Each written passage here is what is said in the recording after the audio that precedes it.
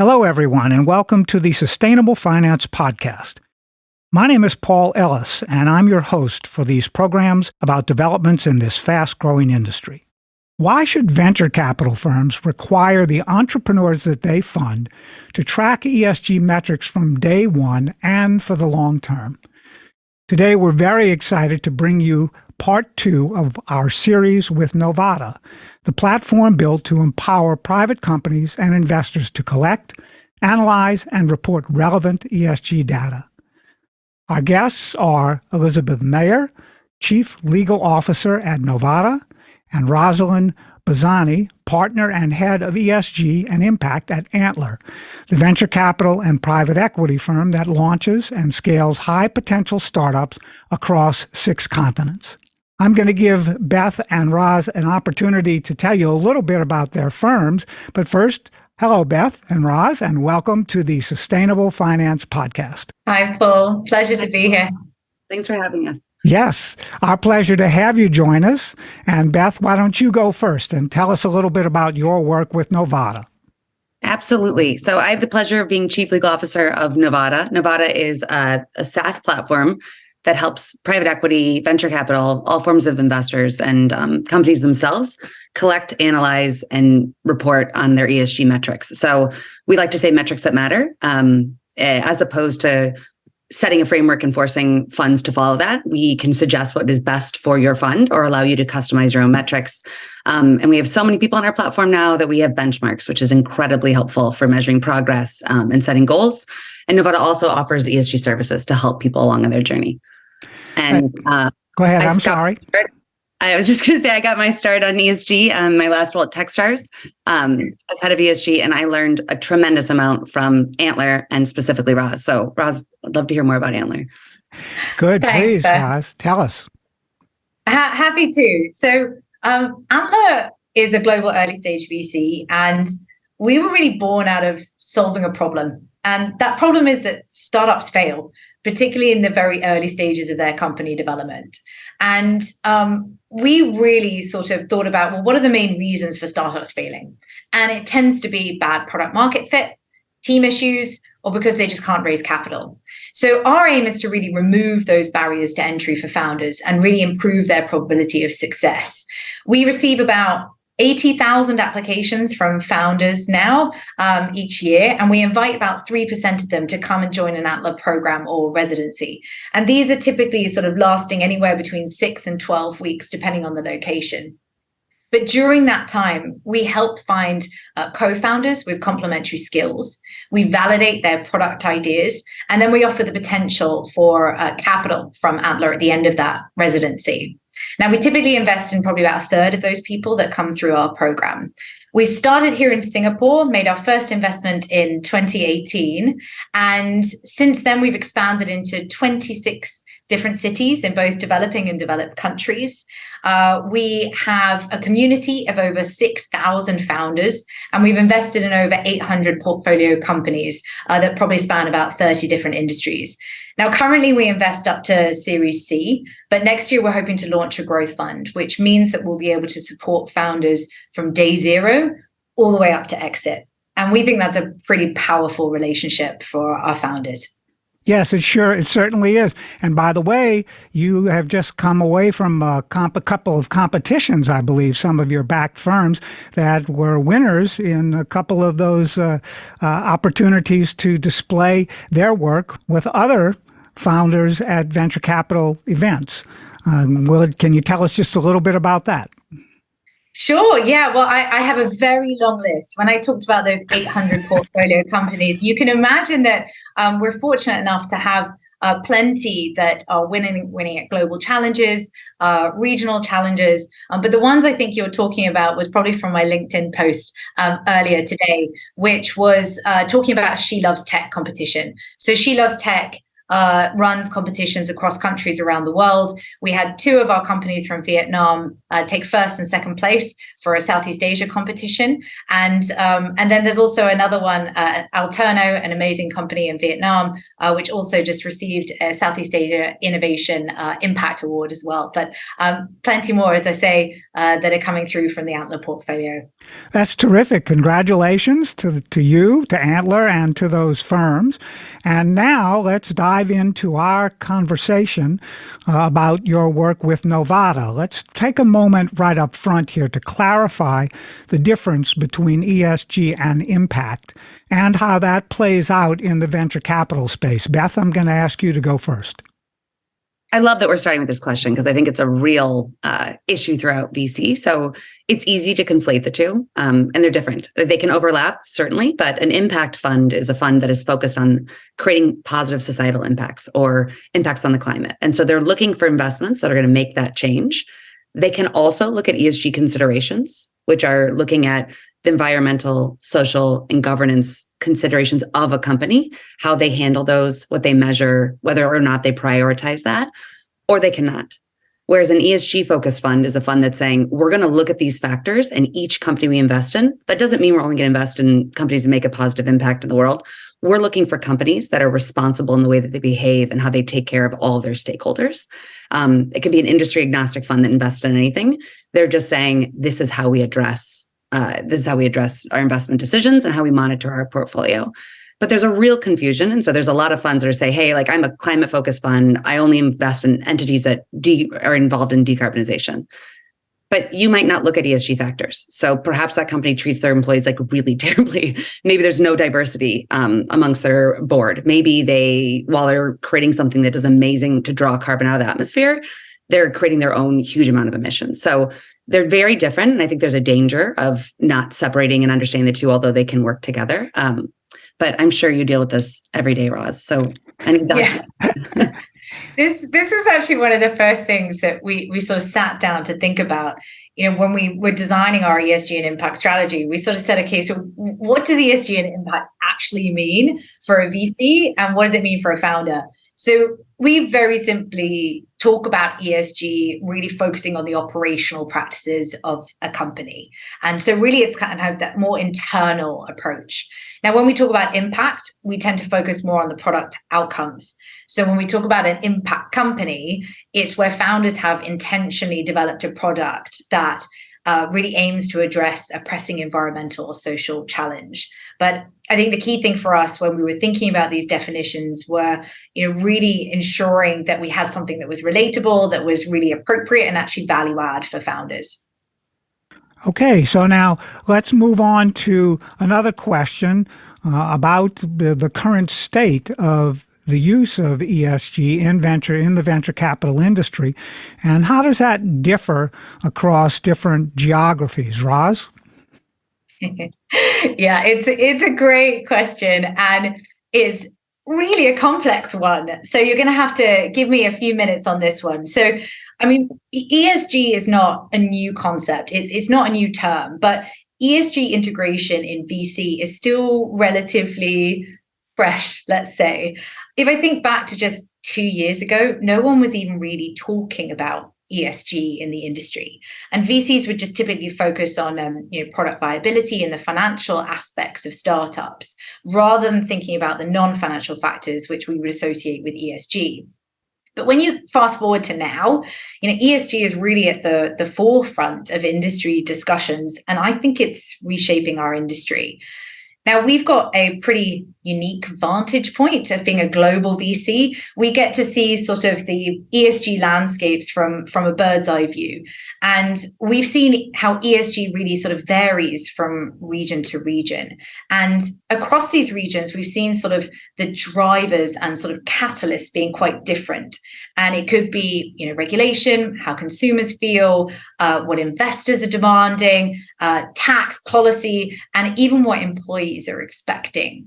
And I think this kind of broad bird's eye view is really crucial because it means that we're able to, if we understand this, then we can help our founders as they expand into new markets and attract investors from all over the globe. Now, if we're looking across regions, Europe is probably the most mature VC market after the US. And they're definitely leading the charge when it comes to ESG integration across VC.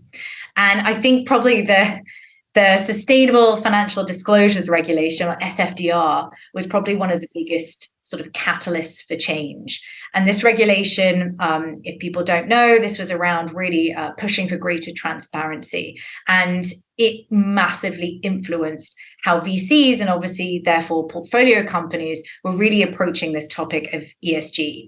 And we're seeing this type of regulation being rolled out across the UK, across Australia, some countries in Asia, the US, hopefully soon. And I think it's great. It's kind of pushing progress.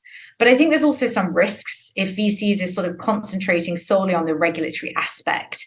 And I worry a little bit that we're maybe heading in a direction where we focus too much on the sort of gathering of data and maybe forgetting to actually help founders and companies implement strong ESG practices. I think also there's a bit of a risk that founders see this as more compliance, investor reporting, and they won't actually get the sort of the true benefit of thinking about ESG within their companies.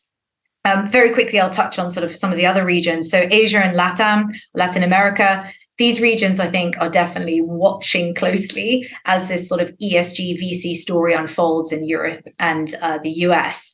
And I think they're learning from these markets and figuring out what actually makes sense for them going forward.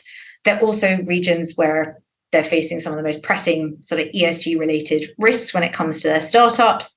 I think in Asia, we've seen a real sort of, much more aggressive approach to climate policy. And because we're seeing non-domestic investors wanting to enter these markets, I think this is going to influence how VCs and startups think about this topic.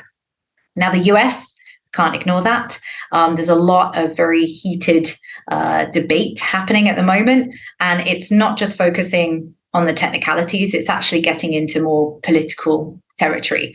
And we're seeing a lot of strong opinions around fossil fuel divestment and ideology. But for us, ESG is just simply a tool to really enhance our risk-adjusted returns. And I see this debate as just being a healthy part of progress. And it will be very interesting to see how this actually, or whether it will even shape the VC industry going forward. Now, even with all of these nuances, region to region, I think it's very clear that discussions on ESG won't be going away. There's a lot of momentum still growing around it. And I think the VC industry really realizes that ESG is not a passing trend, and its importance is only going to keep increasing and growing. Great. Well, thank you very much for those remarks. And Beth, I'm going to ask you to address this question also, because as you mentioned a few minutes ago, Novata now has several thousand companies that it is working with and using various initiatives for tracking. So what might be holding venture capitalists back from prioritizing ESG? It's a great question. And Roz said it well. ESG, it's only been a couple of years that it's been as prevalent in discussions as it's been. And with private equity, it's been around longer and it's more developed and it's more mature. And when you are a majority stakeholder or owner of a company, it makes a lot of sense. I need to have this sort of reporting on them. I need to know what they're doing. I have so much sway as that sort of investor in the operations of this company. With venture capital, there's like a structural barrier, perceived barrier, I would argue, of you're a minority investor. You only hold a small percentage of this company. So how much control do you have over their operations? One, do you have the position to say, you guys should be measuring this? I want to know more about this. It's hard to say that you have the ability to control that. It's hard to feel that you might have the influence. So it starts to feel like, well, is the juice worth the squeeze? We're going to develop this big ESG program, and are we going to have the effect on our companies that we need and want to? I would argue from experience and from the data that we've seen that like, absolutely, you can have sway and influence and effect. And that can be really helpful to your portfolio as a venture capital investor to create more resilient companies by ensuring they do have ESG. But that perceived lack of influence over your company as a minority investor is a huge reason why there hasn't been a prioritization. I'd say number two, Roz hit on this, is it in some regions like Europe where you have regulatory pressure, it feels like a must-have. And I think there's lots of evidence that like the uptake in ESG in Europe, it is a priority. Outside of that, because it doesn't feel like a must-have yet, it feels like a nice-to-have. There's a lack of people racing to prioritize this. And I think that's also, there's been a lack of standardization over what should be asked. So a lot of historic ESG metrics that have been encouraged to be asked of amongst portfolio companies aren't well designed for early stage companies. So when you have an early stage founder, which is where VC is investing, they're trying to figure out, I said it earlier, product market fit. They're trying to figure out how to do payroll. Like they're trying to figure out the most basic things. So it feels burdensome to say, okay, and now I want you to give me a list of every single training you've done, and I want you to show me that you have these 18 certifications, and it's too much to be asking. And so I think there's been a lot of incredible work by certain groups. I think Antler's led the charge on this a lot, but also Venture ESG, Responsible VC, that have said, here are, and we have one on our own platform at Novata, here are questions you should be asking early stage founders. ESG doesn't have to look the same across PE and VC. It can look very specific for early stage founders. And so I think once there's more standardization across VC, I think that will help prioritize it. But right now, that lack of guidance. And last point, leadership internally in a fund. So VCs, just like the companies invest in, tend to run lean, and they're scrappy and everyone's hands on. But who's leading ESG? It's kind of like a toss up. So it's either somebody, and Roz said it, sometimes it arises in compliance. Sometimes it arises in investor relations. Sometimes a fund says, this is so important to our limited partners and to us that we're going to have a head of ESG. But until that decision is made, it kind of only gets prioritized in fits and starts when somebody has time for this side of the desk opportunity. And I think until it gets recognized for the value and the necessity of it, until it's a main part of someone's role, it's going to continue to kind of not reach the priority level it needs to be. Okay, now I'd like both of you to comment on where in the venture capital business cycle you see ESG becoming important, and is there an earlier point in time, that, again, both of you have touched on this as well, where it might be valuable for venture capital or entrepreneurs who are working with venture capital firms to begin the ESG journey? Roz? I think when it comes to ESG, we have to really sort of think about why investors or the investment industry really embraced it in the first place. Mm-hmm. It was because the industry recognized that this was a kind of new dimension to evaluate companies, and that those three little letters represented things that were actually affecting the performance of a company. And I think so many investors still focus on the risks, but ESG also represents an opportunity, particularly if you're addressing it early on. It can open up new markets and customer segments. It can improve operational efficiency and resiliency. It can improve workforce productivity. And all of this sort of feeds into a company's brand and reputation, and ultimately can build trust and confidence across its stakeholders and investors. And we know that trusted companies can innovate faster, they can take greater risks, and they can survive during downturns. So partnering with founders from the outset really provides a sort of unique advantage. And probably, given what I was talking about, Antler, we come in at the earliest point in a company journey. We think that it's better to start an ESG journey. It's never too early, really. And by starting early, you can actually sort of help integrate ESG into a company's core and really sort of laying the foundation for how a company is going to look like in the future. And it's not about balancing sort of economic survival and ESG. It's actually about weaving them together for maximum value and effectiveness. And we have to remember that founders are incredibly competitive people. They're always looking for ways to stay ahead of the competition, and ESG can do that. And so, it's also about, well, what are investor expectations as they grow? And how do you build a resilient brand and business that actually lasts? And I think what we also have to remember as a VC is that founders can't do this alone. Really, VCs need to think about how can they use ESG as a value creation for founders. Now, when it comes to tracking and measurement, I think the industry is still grappling with these aspects, in part, as Beth said, due to a lack of standardization. But we believe that measurement really acts as a bridge to action. But we also believe that when a journey begins with sort of deep understanding and a commitment to both financial success and sustainable value, then that process of measurement will become a really easy part of what founders have to do. And there's great platforms like Novata that can help VCs and founders along the way as well. Beth, you have anything to add? I couldn't agree more with everything Roz said. I don't have a ton to add. I just think, look, it's really easy to start off in the right direction. Let's say you're going on a journey, no matter where it is. It's really hard to move a big ship. Like once it's halfway through its course. And I think I've seen that time and time again, having worked with early stage founders and later stage companies. If you embed it in the company DNA from the start, you will have a growth trajectory rife with opportunities, like Roz just said. Also, really protected against certain downside risks. So I think also with VC, we talked about a lack of prioritization. I think there's a misconception that, if this is a tech-focused company, like the ESG footprint isn't something to really be concerned about. And that couldn't be farther from the truth. If you don't have cybersecurity on lock, and you don't have good governance, and you don't prioritize how you treat your employees, and I will say this is coming from like my legal lens, like you will face the ramifications of that, and they're extremely costly and extremely concrete setbacks to growth.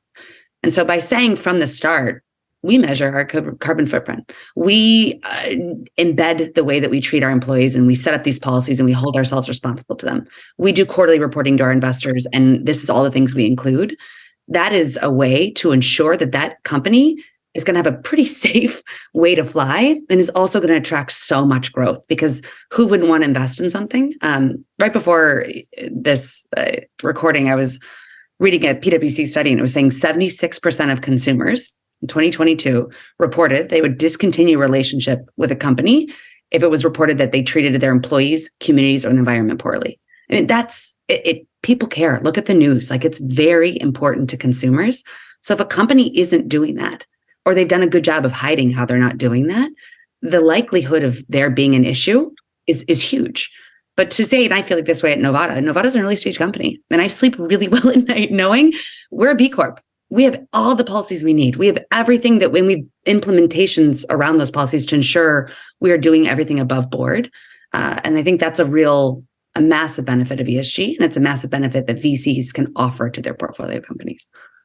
Great. Well, listen, we've spent the last couple of questions in part addressing what ESG trailblazers look like in the venture capital space. And now what I'd like to do, because we're running out of time pretty soon, is that I'd like for you both to quickly tell us, from your perspective, what does a venture capital firm member who's listening to this episode a week from now or a month from now focus on in terms of the first steps that they should take to move their firm in the direction of integrating ESG more carefully into startups that they work with? Either one of you, go ahead. Do you want me to go first? Yeah, you're welcome to go. Sure. So I think as a VC, when you're thinking about your ESG strategy, you have to think about designing something that's effective, it's responsive, and also aligned with global standards. So there's probably 4 things that I would recommend for any VC sort of starting out. I think the first thing is probably just understand that no one size fits all when it comes to an ESG strategy, and that's absolutely fine. The key is really to develop an approach that makes sense for what you do as a VC, and to design a strategy that also resonates with your stakeholders, but be very transparent in explaining why you've approached it the way you have. Second thing, be prepared to iterate your strategy and approach. Begin with a very simple foundation, but commit to doing really what our founders do, to keep developing, keep building, learning, and improving. I think thirdly, establish a sustainability-centric culture. It's really important to gain buy-in from every corner of your organization and to really thread it throughout your firm. not just in the investment process.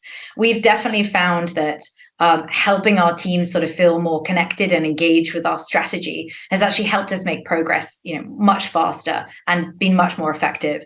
Fourthly, collaborate. As we look out to the future, the landscape of ESG and impact is going to continue to evolve. And if you want to sort of keep learning and staying ahead of the latest research and industry best practices, regulatory developments, you will need support. And Beth touched on this earlier. There are amazing communities out there. There's Venture ESG, ESG for VC, PRI, and all of these are full of experts and sort of resources that can be leveraged. And of course, there's platforms like Novata that can help you. And we've been talking for over a year now, I think. And I think the team have been amazing in really wanting to understand our process and thinking about at what point do we bring the Novata platform into founder discussions. We're also very happy at Antler if anyone's interested in learning more about our processes, our own practices, and our journey. If you want to get connected with me, then please just send me a message on LinkedIn or drop me an email. Okay, Beth? Roz said it so well. I think same, almost. First is just take a beat and know what ESG means for your fund and your portfolio. It always can look different. And make sure that if you are the stakeholder that is responsible for this and is helping drive ESG forward for your fund, that you really understand where the value adds. Because like Roz said, it is wildly cross-collaborative. People in the investment community need to understand why it's a value add and not just something put on a checklist that they need to assess for a company. Everyone needs to understand it. So 1, know what it looks like for your fund and your portfolio. 2, educate and get excited about it. It's real value add. And it's something that can really catalyze excitement across the fund and also in the companies you're investing in. And I think it's a portfolio service that a fund can offer to their founders for a way for them to grow better and create better returns. And then 3, I think collecting data. Done is better than perfect. So there is going to be increased regulatory pressure, likely more increased disclosure requirements. And if you don't start tracking soon, you're not going to have anything to show progress, anything to measure against. And I think there's a reluctance of, well, we're not sure what exact metrics, if we should ask these 5 or these 15, just start. And ideally, you can keep those questions uniform to a degree so that you're measuring the same thing. But get engaged, start talking to your portfolio, make sure this is something that is top of mind for them, and get that data, because if you don't measure it, you can't control it. And so it's something to start, I think, get ahead of. And then lastly, and this is just a huge nod to Antler, publish what you're doing. Be vulnerable enough to put an ESG report out there, to put your policy out there. A lot of VCs want to get involved and want to do this and don't know where to start. And I will say on my own ESG journey, when I was in the VC space, I turned to Antler so much before I even met Roz because she was amazing and open sourced a lot of what they do. And that is how, as the industry as a whole, and the next generation of corporate titans are going to change, is by VCs saying, here's what we're doing and feel free to follow us or use this as your own launch pad. So great. Well, Beth, thanks very much. That's a perfect segue into our close. And we've got to come back at another time with both of you, I think, to learn more about the development of ESG integration in the venture capital and private equity space. But for right now, where online can our followers go to learn more about your work? Beth at Novata and Roz at Antler, and how can they get in touch with you to discuss the sustainability topics that we've covered in today's conversation? Well, www.novata.com.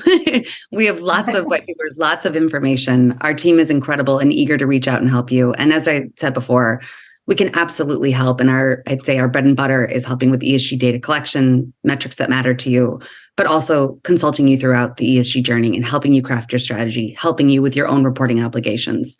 You can reach me at beth.meyer@novata.com. I'm eager to help. In my current role, it's exciting because I get to help with ESG across all sectors, but VC has had my heart for a long time. So please, it would be a treat to hear from you. And I'll let Roz let you know how to reach her. Yeah, thanks. So, I mean, like Beth, very happy for you to reach out on LinkedIn or to drop me an email directly. I'm rosalind.bazany@antler.co. I think anything to do with our ESG and impact sort of strategy can be found on our website at antler.co. We actually have an ESG and impact section, so you'll find our latest report, which is a 100-page document. So really, we are being very transparent in everything we're doing, and it's maybe some nighttime reading for you. But we also have things like our ESG and impact policy and our diversity and inclusion policy and things like that.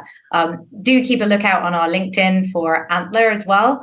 We have a lot of new partnerships and announcements that are going to be coming out in the next couple of months. We're also going to be sharing our sustainability toolkit for founders next month. And as I said, that's going to be published on LinkedIn. So keep a lookout, and looking forward to chatting to you. Great. So for both of you, please send us links to anything that you currently have that you would like to make available to our audience for further education for themselves and their clients. And please keep those links coming in the future. I know that Novata is going to help us take care of that as well. So thanks very much, Elizabeth Meyer, Chief Legal Officer, Novata, and Rosalind Bazany, Partner and Head of ESG and Impact at Antler. I'm Paul Ellis, and this is the Sustainable Finance Podcast.